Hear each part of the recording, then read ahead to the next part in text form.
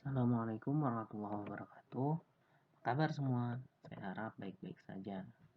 Kali ini kita akan berbicara masih tentang penjajahan. Fokus kita kali ini kita akan melihat bagaimana perlawanan dari rakyat di wilayah Nusantara terhadap penjajahan yang dilakukan oleh bangsa Portugis. Nah, kita akan bahas 3 ya. Yang pertama di wilayah Aceh dan Malaka. Ya, ini dipimpin oleh Sultan Ali Mughayat Shah, Sultan Alauddin Riayat Shah, dan Sultan Iskandar Muda. Yang kedua, kita akan berpindah ke arah Sulawesi, yaitu di Ternate dan Tidore. Ya, dipimpin oleh Sultan Hairun dan Sultan Babullah. Nah, yang terakhir kita pindah ke Pulau Jawa, yaitu di Demak. Dipimpin oleh Pangeran Sabrang Lor atau Pati Unus dan Raden Fatahillah. Kita masuk ke perlawanan rakyat Aceh. Ya, pada saat itu Aceh terdapat sebuah kesultanan Islam, yaitu Kesultanan Aceh Darussalam. Jadi kerajaan ini ada setelah Samudra Pasai runtuh. Nah, kenapa mereka melawan? Karena Portugis khawatir oleh kedudukan Aceh di Malaka. Ya, sebagai kesultanan yang besar, Aceh Darussalam ini memiliki kemampuan yang sangat besar juga dari perdagangan, ya, dari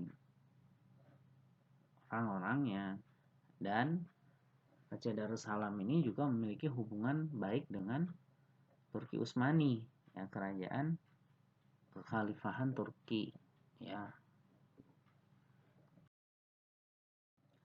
Nah, secara ringkasnya akan saya ceritakan, ya. Jadi Aceh dengan Portugis ini ya, seperti musuh bebuyutan. Kenapa? Ketika bertemu, ya, ketika Portugis bertemu Aceh, pasti akan terjadi perlawanan dan pertempuran baik di laut maupun di darat. Ya, yang paling sering ini di laut, bahkan sampai ke Laut Merah. Ya, bukan cuma hanya di Semenanjung Malaya, Semenanjung Malaka, tapi sampai ke Laut Merah. Nah, ya, karena lawannya Portugis, ya Portugis merupakan salah satu bangsa dengan persenjataan dan kapal yang bagus. Ya, karena Aceh Darussalam ini telah berbaiat kepada Khilafah Utsmaniyah di Turki, maka Turki memberikan bantuan ya berupa meriam-meriam, dan ahli meriam itu sendiri datang ke Aceh. Ya, di sini kalian bisa banyak pelajari ya bagaimana perlawanan rakyat Aceh. Ya, meskipun di akhirnya Aceh dan Portugis ini sama-sama kuat. Nah, akhirnya nanti Portugis juga akan menyerah di tangan Belanda.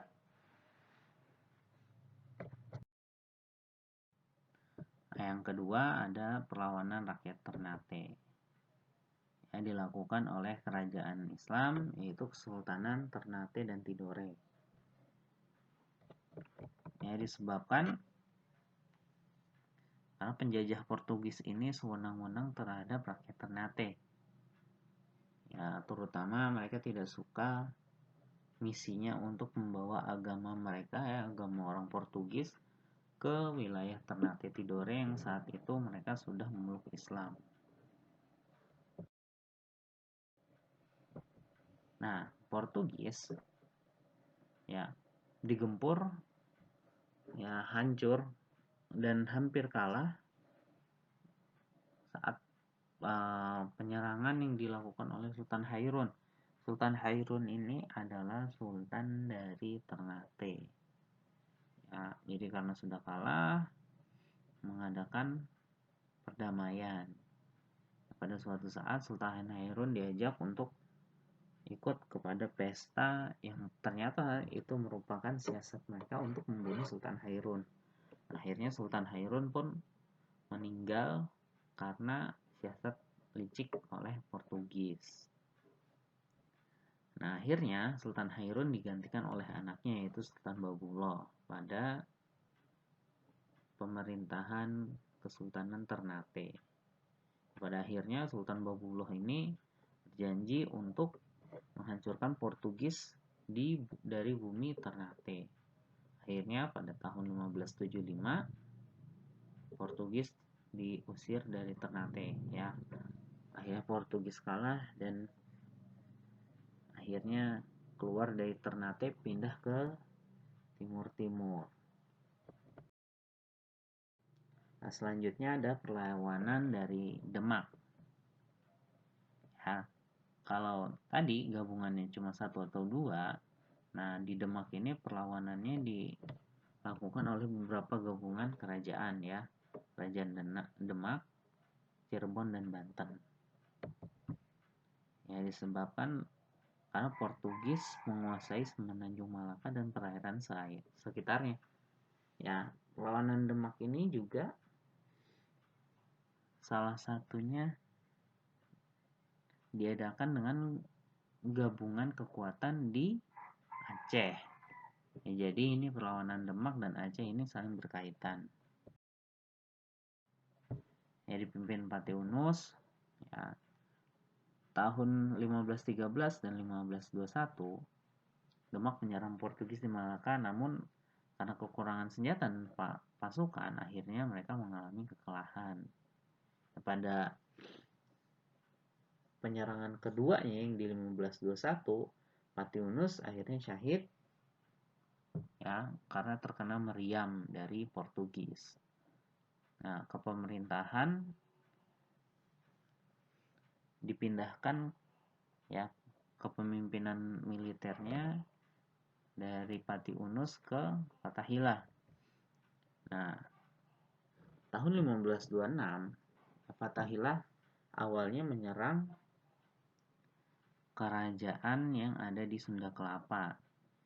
Ya, kenapa? Karena wilayah Sunda Kelapa melakukan kesepakatan terhadap Portugis untuk membolehkan Portugis membuat benteng. Karena tidak ingin Sunda Kelapa jatuh seperti daerah-daerah lain di tangan Portugis, maka Fathahillah menyerang kerajaan yang ada dan menguasai Sunda Kelapa. Ya, setelah menguasai Sunda Kelapa, maka Portugis kaget ya ketika datang ke Sunda Kelapa bukan diberi sambutan malah diberi serangan. Akhirnya Portugis kalah dari Fathahillah. Ya, Sunda Kelapa sendiri adalah nama Jakarta pada saat itu. Terima kasih, semoga bermanfaat. Kurangnya saya maaf. Assalamualaikum warahmatullahi wabarakatuh.